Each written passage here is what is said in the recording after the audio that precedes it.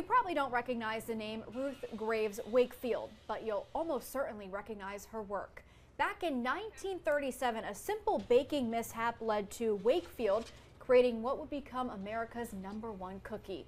On this National Chocolate Chip Cookie Day, we're in the WCT kitchen to learn some ways to take your chocolate chip cookie recipe to the next level. Chef Philip Jones is with us today, and he's actually the owner and head chef of the Jelly Cabinet Bakery in Wilmington. A pleasure to have you here. Thank you for having me. So we actually are going to make some fun chocolate chip cookies Yes. today that you actually sell at your store. Yep. But there's some key points that you need to know when it does come to making that perfect chocolate chip cookie, and it all starts with the dough. So let's talk a little bit about some of the important things that we need to know for the dough, especially if we're making this at home. Okay, I like to use brown butter. You cook it on the stove and caramelize it until all the fat gets toasted. So it almost has like a toffee flavor to it. And I add in regular softened butter as well. And then I also like to use 3 different chocolate chips. Chocolate is categorized by percentages. So the higher the percentage, the more like raw cocoa that's in there. So I'll use a dark chocolate, a bittersweet, and a milk to kind of give it different, sweetness levels and bitterness from the different dark chocolate. And then whenever I bake them, I like to sprinkle a little bit of kosher salt on top before they go into the oven. It just adds like a nice punch. I don't know, I like salty and sweet together. No, so I love that. Yeah. I'm taking notes because I usually use the Toll House pre-made Okay. dough. So now I'm taking the notes so I can actually take this into my own kitchen. Why the brown butter though? It has a caramelization to it because when you cook the butter, the fat goes to the bottom of the pan. So it just browns up, and it actually has brown bits in it. And it adds a lot of flavor to the cookie. Chilling the dough before scooping.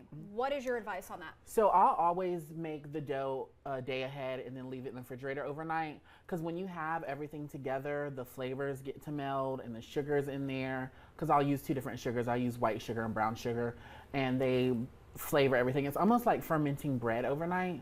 The more you let the sugar sit, it develops flavor. So that's what I do with this. And then I take it out to room temperature to bake it so they spread. And now our favorite part. We have the dough ready. Yes. We're going to scoop it onto our cookie sheet. So I just use this scoop. This one's maybe like 2 ounces. And then put these right here on this tray. Okay. Oh, and we'll do 6 of them. 6 fits perfect on a half sheet pan. Just a little pro tip. And 2, home ovens don't really have the fans in the back, but a convection oven like I have at the bakery, it has a fan. So I just put spoons on the edge of the pans to keep the paper from like blowing up on the smart. cookies. Yeah. And what do I need to set my oven at? I'd say 350. Okay, now, 350. Personally for me, I don't like well done cookies. I don't either. Like, I'm the same. So we're on the same page. Yeah. So when I have them, I will bake them and take them out like 2 minutes before they're going to be done, and let them carry over bake on the pan because it's still hot. Perfect. But about, I say 350, like depending on how you like it, 6 to 10 minutes. And now we have our cookies on the sheet. Anything else we need to do? We're going to flatten them out just a little bit. Okay. So I just use my fingers for this. The dough doesn't really stick because of the flour that's in the dough. It's not very sticky. And this just helps them. If you left them whole like that, they would just kind of bake thicker. And I don't like them too thick.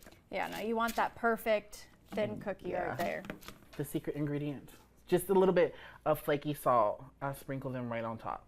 And you can just get that right at the grocery store. Yeah, they have this at the grocery store. I think this brand is Morton's. But there's a whole realm of salt. Okay. Where you can get Maldon, all that kind of stuff, but this is just kosher. Okay, so we have our salt on, we have our cookie dough on the sheet. Now the magic. Ready for the oven.